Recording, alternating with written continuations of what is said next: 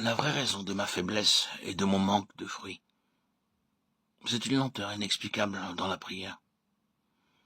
Je puis lire, écrire, causer facilement, mais la prière est un travail plus intérieur et spirituel, et plus il est spirituel, plus mon cœur charnel s'en détourne.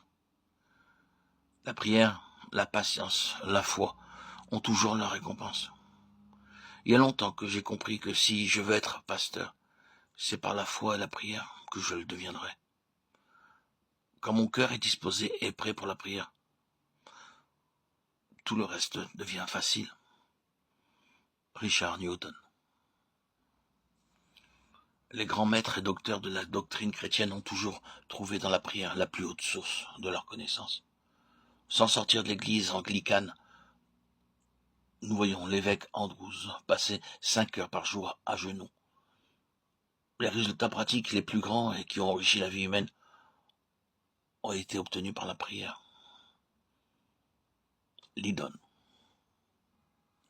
L'acte de la prière est le plus énergique que puisse accomplir l'esprit humain. Je veux dire, la prière sur laquelle toutes les facultés sont concentrées. Le plus grand nombre des hommes du monde et des hommes intellectuels sont tout à fait incapables de prier. Coleridge. Je devrais prier avant de voir personne. Quand je dors tard ou que je rencontre de bonnes heures des personnes avec qui j'ai affaire, il est souvent 11 heures ou midi avant que je puisse commencer à prier en secret. C'est un déplorable système. C'est anti-scripturaire. Christ se levait avant qu'il fît jour et s'en allait dans un lieu écarté. David dit « Je te chercherai de bon matin. Tu entendras ma voix de bon matin. » Le culte de famille est alors moins puissant et efficace. Et je ne puis faire aucun bien à ceux qui viennent chercher du bien auprès de moi. La conscience est mal à l'aise. L'âme n'a pas été nourrie. La lampe n'a pas été mise en état, et lorsqu'enfin on peut se mettre à prier en particulier, l'âme n'est plus dans le ton. Je sens qu'il vaut infiniment mieux commencer la journée avec Dieu, contempler sa face, mettre son âme en contact avec lui, avant qu'elle ait affaire avec d'autres personnes.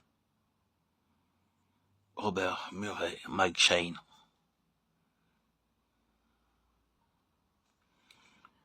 Il y a un manque manifeste d'influence spirituelle dans le ministère actuel.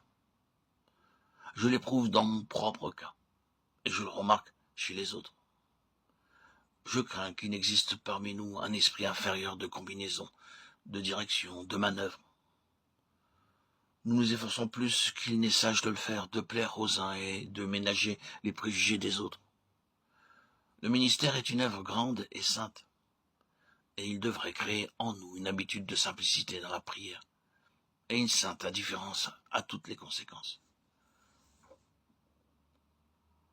Le plus grand défaut des ministres du Christ actuels est le manque d'habitude de piété. Richard Cécile.